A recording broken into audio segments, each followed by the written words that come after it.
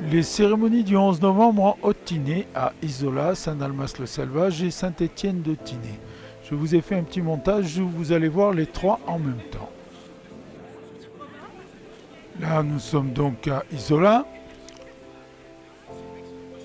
Ici, Saint-Dalmas-le-Sauvage.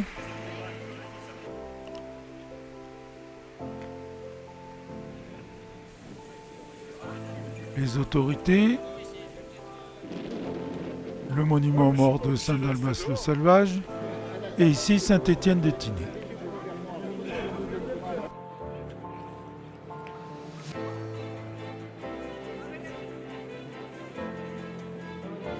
Le groupement de la préparation militaire marine.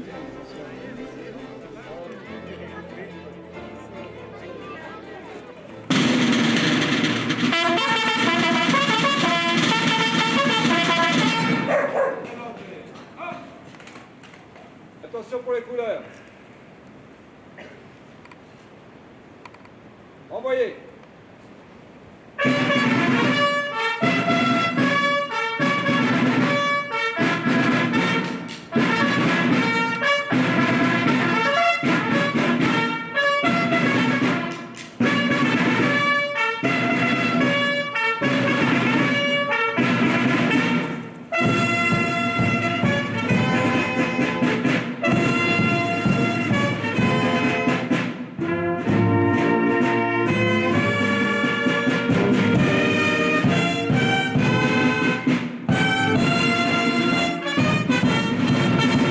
Ordre du jour du maréchal Foch, numéro 5961.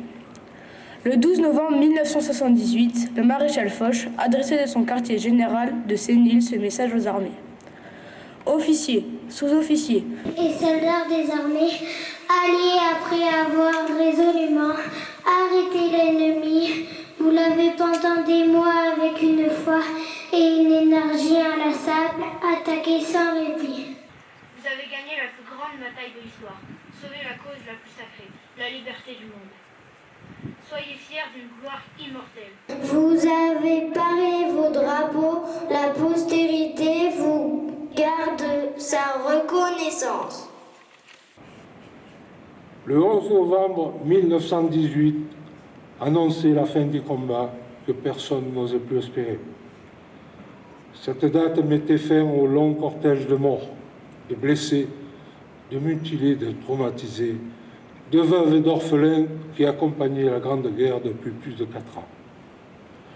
Le centenaire du premier conflit mondial est l'occasion pour les Françaises et les Français de commémorer cette journée avec une émotion particulière. Tant cette histoire est liée pour chacune et chacun d'entre nous à une histoire familiale. Commémorer le 11 novembre, c'est répondre à la nécessité du souvenir, de l'hommage aux morts et de l'expression de notre reconnaissance.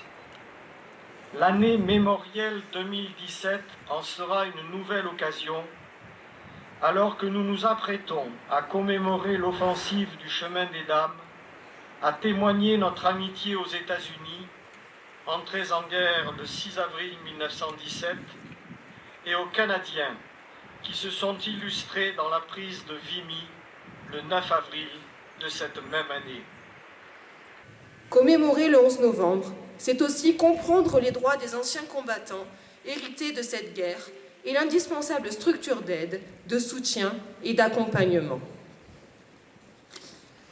Créé dans l'urgence des combats en 1916, l'Office national des mutilés et réformés, qui deviendra l'Office national des anciens combattants et victimes de guerre, et dont nous célébrons le centenaire cette année, remplit toujours, un siècle plus tard, ses missions historiques de reconnaissance, de solidarité et de réparation au profit de toutes les générations combattantes, de la Seconde Guerre mondiale aux opérations extérieures, en passant par les soldats engagés en Indochine et en Afrique du Nord. Soucieux de pérenniser et d'inscrire dans la pierre l'hommage rendu chaque 11 novembre aux morts pour la France dans les théâtres extérieurs, le président de la République a décidé qu'un monument, dont les travaux seront lancés en 2017 à Paris, sera dédié à ces femmes et ces hommes qui ont payé de leur vie leur engagement pour la défense de notre pays et de ses valeurs. Ce futur haut lieu de la mémoire nationale entend témoigner à la jeune génération combattante la reconnaissance éternelle de la nation et rappeler aux Françaises et Français que la liberté dont ils jouissent est aussi due à l'engagement de ces femmes et de ces hommes qui, jusqu'au sacrifice de leur vie, sont prêts à la défendre. Veillant à ce qu'aucun de nos enfants ne l'ignore en poursuivant l'indispensable travail de mémoire. La gerbe de la commune déposée par Jean-Marie Boggini, le maire, et 2 adjoints.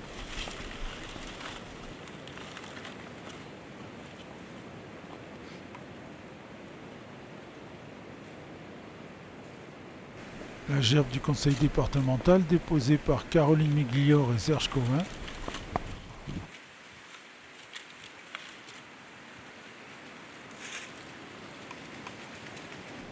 La gerbe de la métropole déposée par Colette Fabron et Jean-Pierre Issautier.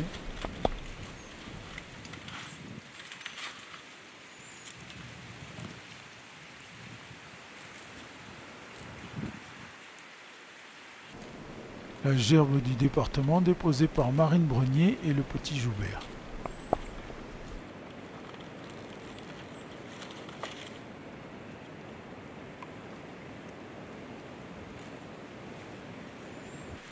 À Saint-Dalmas-le-Selvage, la gerbe de la commune déposée par Jean-Pierre Issautier et 2 de ses adjoints.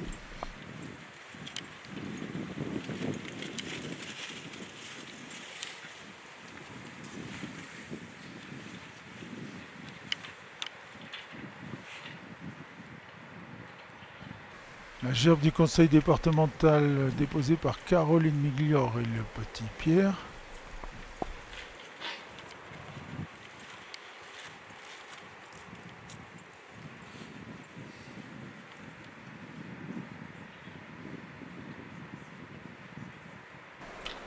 La gerbe de la métropole déposée par Colette Fabron et Jean-Marie Boggini.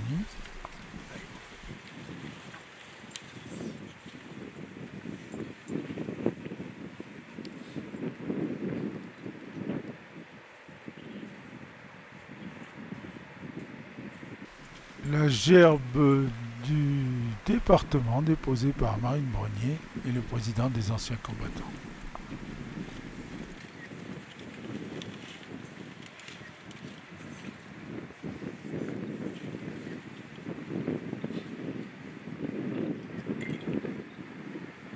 À Saint-Étienne-de-Tinée, la gerbe de la commune déposée par Colette Fabron et Anne-Marie Fulconis, sa première adjointe.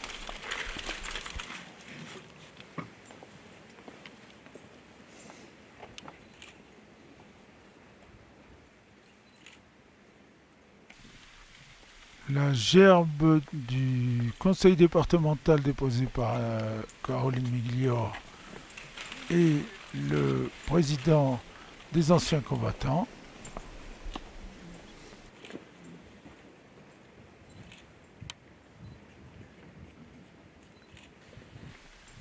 La gerbe de la métropole déposée par Jean-Marie Boggini et Jean-Pierre Issautier.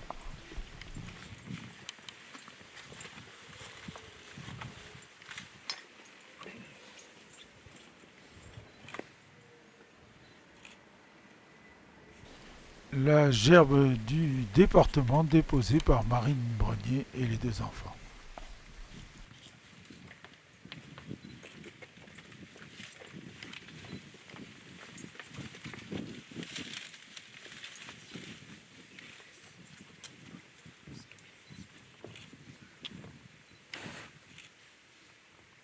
Brissy Joseph Victor, Brissy Pascal, Brissy Pierre, Brissy Romain, Brissy Sébastien, Auguste, Fabron Henri, Fabron Joseph Étienne, Fabron Joseph Jean, Fabron Paul, Fabron Victor, Fulconis Augustin, Fulconis Ernest, Fulconis Étienne, Fulconis François de François, Fulconis François de Victor.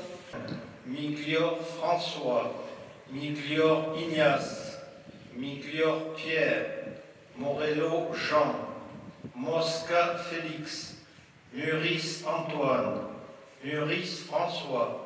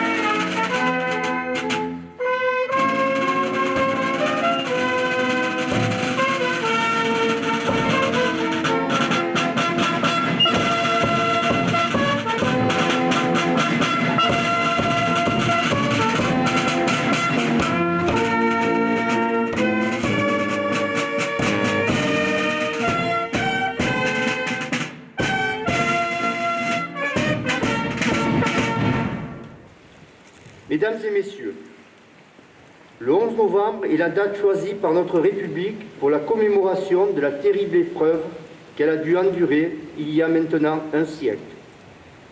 Une épreuve qui se résume en peu de mots, la presque totalité d'une guerre mondiale sur notre territoire. Commémorer, c'est aussi se réunir, effectivement, ou bien par la pensée, autour d'un épisode crucial de l'histoire de sa patrie. Commémorer, c'est enfin l'un des moyens qu'ont les citoyens pour exprimer leur attachement à leur pays, pour lui témoigner reconnaissance et amour. Le 11 novembre, c'est, au-delà du souvenir, le jour de la gratitude envers ceux qui, durant plus de 4 années, ont connu les pires épreuves pour défendre leur terre, tandis qu'à l'arrière, un peuple, sans doute plus uni qu'il ne l'a jamais été, travaillait sans relâche afin de fournir aux soldats du front de quoi résister aux armées ennemies. C'est l'épopée d'un peuple, un moment où chacun s'investit, où l'engagement de quelques-uns peut déterminer le sort du plus grand nombre. C'est un instant crucial qui va se prolonger plus de 4 ans, pour un continent d'abord, puis pour le monde. C'est aussi la violence et le mal, portés au sommet par l'intervention de plus en plus grande de la science et des techniques. C'est là qu'on invente chaque jour les outils pour porter plus loin la mort et la désolation. C'est le progrès qui œuvre contre l'homme, c'est le savoir détourné au profit du massacre. Et c'est surtout un morceau de la vie des gens qui nous sont proches. Jamais dans l'histoire du monde, la guerre n'était venue chercher ses victimes avec autant de soin. Chaque ville, chaque maison, chaque famille devait fournir son père, son oncle ou ses fils pour nourrir cet ogre qui dévorait chaque jour la population soumise de notre terre. Sait-on encore aujourd'hui que durant 10 mois de la bataille de Verdun, plus de 160 000 Français sont morts ou sont disparus pour tenir quelques centaines d'hectares d'une terre dévastée, pour au final un avantage stratégique fort discutable. Sait-on encore aujourd'hui que lors de la bataille de la Somme, au premier jour de l'offensive britannique, nos alliés ont perdu en 24 heures 19 000 hommes et que ce même jour, le nombre de blessés s'éleva à 100 000. C'était il y a 100 ans, mais ces blessés, ces morts, ces rescapés de l'enfer, traumatisés à vie, sont des gens qui nous sont proches. Le sang des tranchées coule toujours dans nos veines. Et même si beaucoup d'entre nous ne font plus partie de la génération de 14-18 sur les genoux d'un oncle ou d'un grand-père, Ce conflit est toujours présent dans la mémoire de chaque famille. C'est un livret militaire dans le tiroir d'un vieux bureau, le portrait encadré d'un jeune soldat moustachu qui nous regarde depuis l'autre siècle, une petite boîte en fer retrouvée dans un grenier contenant des médailles dérisoires remises à chaque soldat contre au mieux 4 années de souffrance. Serions-nous à la hauteur, nous les Français d'aujourd'hui, de nos parents d'hier? On doit se poser la question chaque jour. Serions-nous aussi à la hauteur des Anglais, des Canadiens, des Américains qui ont donné tant pour une terre lointaine, inconnue, qui a priori n'était rien pour eux et dont tant d'enfants reposent aujourd'hui dans nos provinces du Nord? Heureusement, des hommes ont lutté pour enterrer la haine. Eux aussi ont dû faire preuve de courage pour qu'enfin les Boches deviennent les Allemands. Un peuple comme le nôtre, avec ses philosophes, ses inventeurs, ses musiciens, ses malheurs et ses joies. La guerre n'a pas de fin. Elle se déplace, change de nature et d'aspect, mais elle accompagnera sans doute à jamais l'histoire des hommes. Il y aura toujours des gens assoiffés de pouvoir, toujours des fanatismes au nom de multiples dieux, toujours des haines recuites, toujours des parents prêts à transmettre à leur progéniture la haine enseignée par les ancêtres, toujours des gens qui préféreront la vengeance au bonheur. Nous devons à notre pays l'amour et le respect de ses institutions. Comme le vote, le respect du calendrier républicain est un devoir civique. Accepter cela, c'est dire que la République est chère à notre cœur. C'est admettre l'idée que les enfants de la France ont le droit de connaître l'histoire de leur peuple, toute son histoire, avec sa grandeur, ses défaites, ses triomphes et ses revers. C'était il y a 100 ans. Tous les acteurs de la tragédie sont morts. Mais au-delà des années, cet épisode de l'histoire cimentera toujours les Français entre eux. Les années passeront et nous serons toujours là, civils ou militaires, anciens combattants ou enfants des écoles, pour se dire que ce jour d'automne n'est pas juste un jour de repos en plus. Il est la leçon d'éducation civique que nous devons à ceux qui demain, par leur vote, par leur engagement, dirigeront cette France. Je vous remercie de votre attention. Nous voici à nouveau rassemblés dans le froid cette année pour rendre hommage à nos anciens qui ont fait le sacrifice de leur vie lors du premier conflit mondial, mais aussi de tous les morts liés pour la France. Nous commémorons aujourd'hui le 98e anniversaire de l'armistice du 11 novembre 1918 devant ce monument aux morts où sont inscrits les noms des hommes de notre commune qui sont tombés au champ d'honneur pour notre liberté. Cette terrible guerre n'a épargné personne, ni les soldats qui ont souffert dans les tranchées et succombé en grand nombre, ni les femmes et les enfants qui ont dû travailler dur pour survivre pendant ces années de malheur où la France a été dévastée.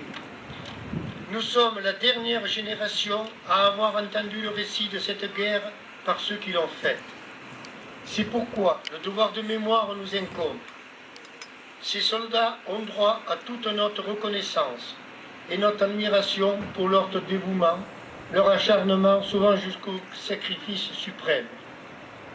Que le souvenir de tous ces combattants de la Grande Guerre et de l'ensemble des soldats français décédés en opération renforce notre détermination à œuvrer pour la paix. Actuellement, notre pays doit faire face à un autre ennemi plus sournois, le terrorisme barbare qui tue aveuglement hommes, femmes et enfants et engendre la peur.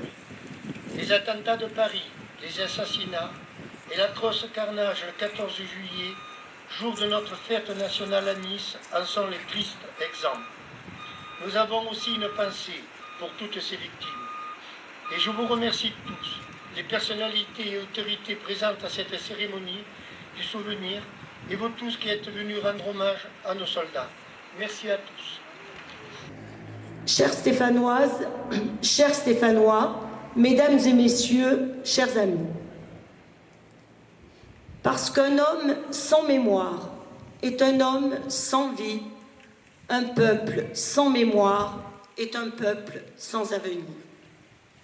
Cette réflexion du maréchal Foch, généralissime des armées alliées, prend en ce 11 novembre 2016 toute sa valeur.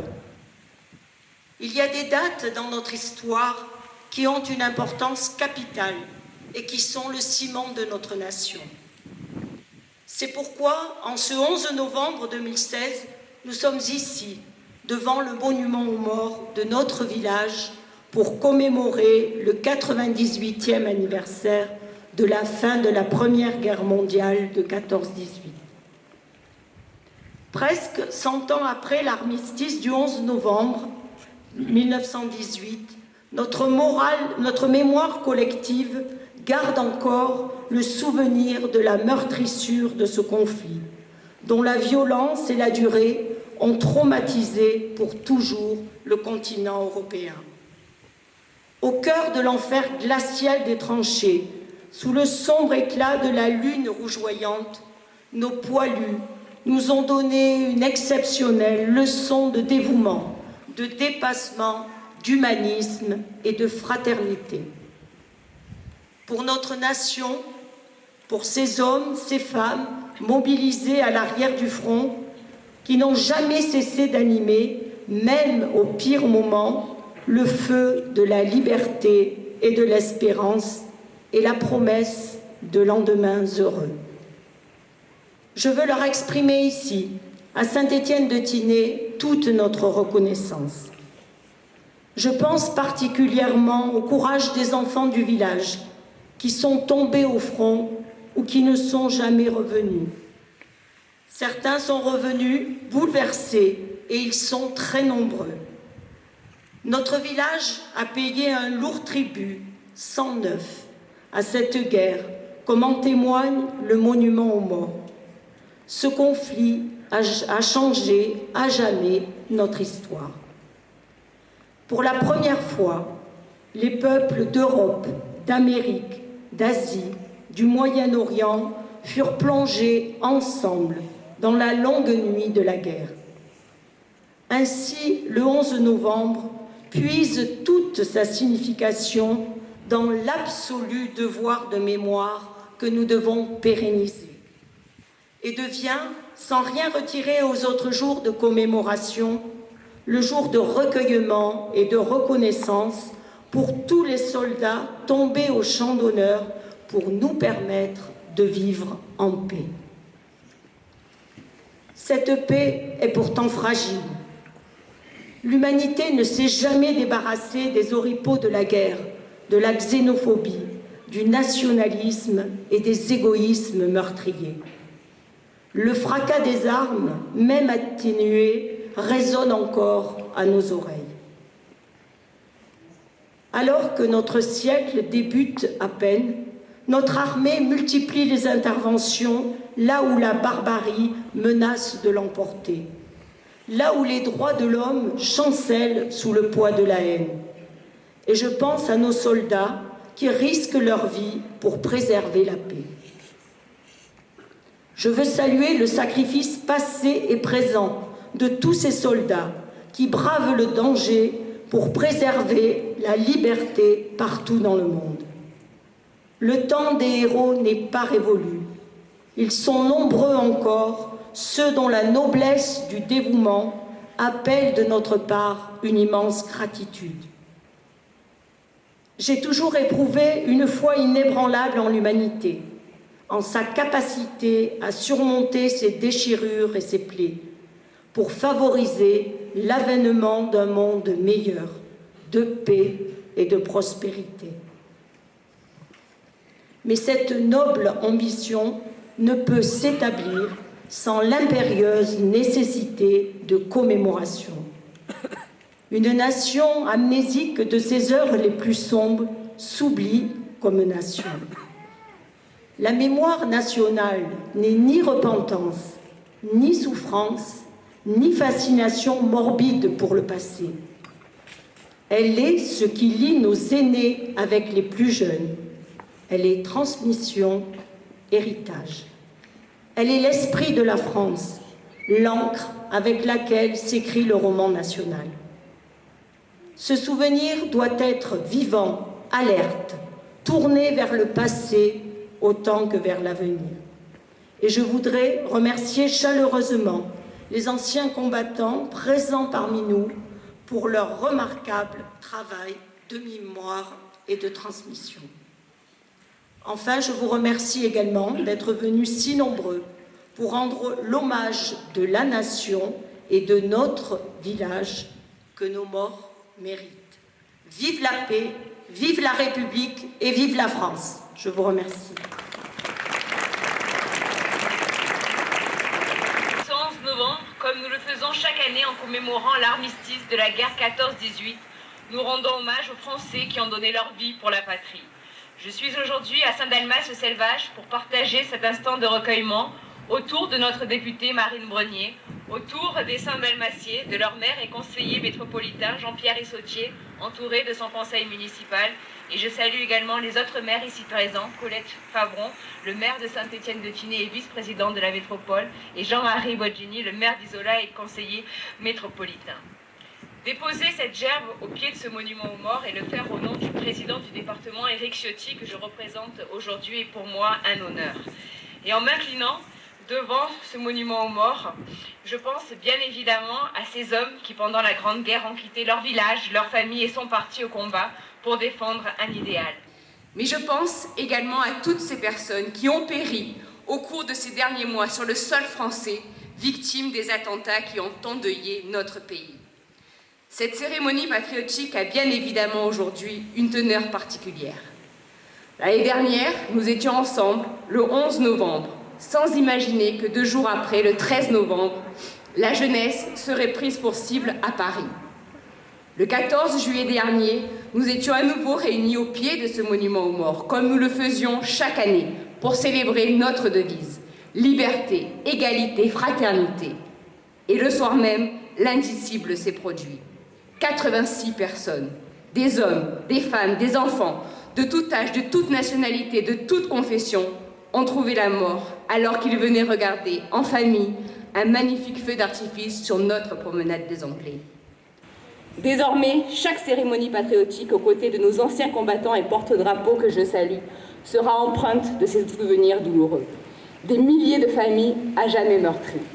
Et à cet instant, je veux bien évidemment avoir un mot particulier pour nos pompiers, représentés ici par le lieutenant Brichetti, nos gendarmes, représentés par le capitaine Fabrice Olsenberger et l'adjudant David Jarnot, le major Narbeau du PGHM de Saint-Sauveur-sur-Tinée, la délégation militaire départementale, représentée par le commandant Didier Massini, la préparation militaire marine, représentée par le lieutenant de vaisseau Paul-Marie Catineau. Mesdames, Messieurs, au-delà de votre présence aujourd'hui qui renforce le caractère solennel de notre cérémonie, je veux vous dire toute notre reconnaissance pour votre action au quotidien pour assurer notre sécurité en associant bien évidemment nos forces de police. Aujourd'hui, non seulement vous vous mettez en danger pour assurer notre sécurité, mais le simple fait de porter un uniforme vous fait encourir un risque. Et notre devoir, je dirais même notre responsabilité, d'être à vos côtés en se montrant solidaires de votre action. Aujourd'hui, on le sait, la menace est quotidienne. Notre pays, notre civilisation, notre culture sont pris pour cible. Notre présence aujourd'hui, au pied du monument aux morts, témoigne à la fois de notre volonté de ne pas oublier le passé et les combats menés par nos ancêtres pour la liberté. Mais notre présence témoigne également de notre volonté de regarder vers l'avenir, de nous tenir debout et de faire preuve de détermination face à l'adversité. Cette liberté pour laquelle nos ancêtres se sont battus, ont perdu la vie, nos ennemis ne nous en dépouilleront pas. Et en voyant des enfants aujourd'hui présents à Isola assurer ce devoir de mémoire avec nous, je me dis que cette génération est malheureusement beaucoup moins épargnée que ne l'a été la mienne, mais ces enfants sont notre avenir. Alors, ayons foi en notre jeunesse, donnons-leur les moyens de trouver leur voie, éduquons-les dans l'amour de ce pays et surtout, rappelons-leur l'histoire qui est la nôtre, comme nous le faisons aujourd'hui. Je vous remercie.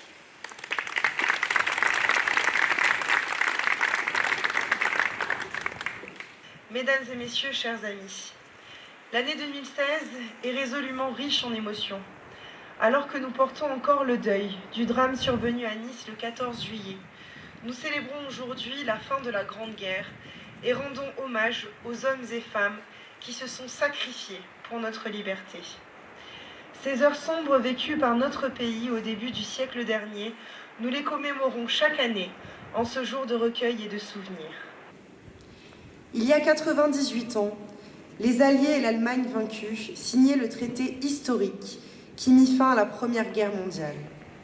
Le 11 novembre 1918, la France, les Britanniques, les Américains et les Allemands déclaraient le cessez-le-feu d'un conflit à l'ampleur inédite. Dès 11 heures, le matin de ce 11 novembre, cloches et clairons sonnent partout en France, plongeant le pays dans une liesse et un soulagement qui n'eurent d'égal que la souffrance de centaines de milliers de familles. Ces heures sombres vécues par notre pays au début du siècle dernier, nous les commémorons chaque année en ce jour de recueil et de souvenir. Aujourd'hui est le jour que la France a dédié à ces hommes tombés au champ d'honneur, mais aussi à tous les soldats décédés en opération. J'ai une pensée particulière pour le militaire français et sa famille, tué au Mali par l'explosion d'une mine. J'ai une pensée pour chacun de ces noms que je lis sur les interminables listes des morts pour la France, pour les 1 300 000 tués, 500 000 dans l'immédiate après-guerre,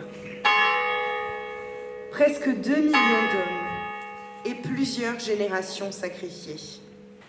C'est sans parler d'une génération entière d'hommes et de femmes traumatisés et assourdis par les éclats d'obus incessants. À Isola, les témoignages de la guerre sont bien là, au cœur de nos montagnes. Malheureusement, le temps a emporté les derniers témoins de 14-18. Restent toutefois les souvenirs des parents, grands-parents ou connaissances appelés sous les drapeaux. Ces souvenirs, il nous faut désormais les transmettre aux nouvelles générations, pour que perdure la mémoire de ceux qui sont morts pour que nous soyons libres. Recueillons-nous chaque année devant nos monuments aux morts. Racontons à nos enfants ce qu'il s'est passé. L'histoire est pavée de tragédies. Nous, Français, nous le savons bien. Mais il nous faut apprendre de ces tragédies pour que cette génération n'ait pas été sacrifiée pour rien. Ayons conscience de la chance que nous avons de vivre dans un pays libre.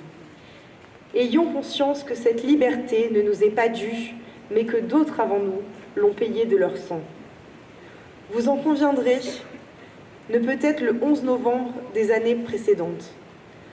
À la reconnaissance que nous éprouvons vis-à-vis de nos anciens combattants et au devoir de mémoire, s'ajoute la triste impression de nous battre de nouveau contre un ennemi impalpable et au mode opératoire inédit. La guerre, il nous faut le reconnaître, nous y sommes aujourd'hui confrontés sous une toute autre forme. L'ennemi, parfois ressortissant de notre propre pays, ému par des motivations qui n'ont rien à voir avec celles que nous avons combattues jusqu'alors.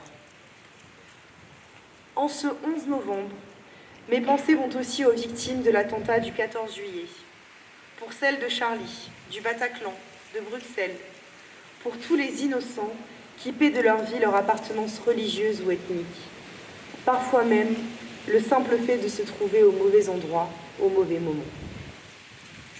Apprenons à tirer les conclusions de notre histoire.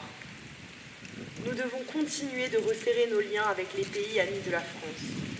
L'amitié franco-allemande, inenvisageable dans l'immédiate après-guerre, est aujourd'hui une chance. La promesse d'une Europe plus forte face à une Amérique qui vient de se choisir un président déterminé.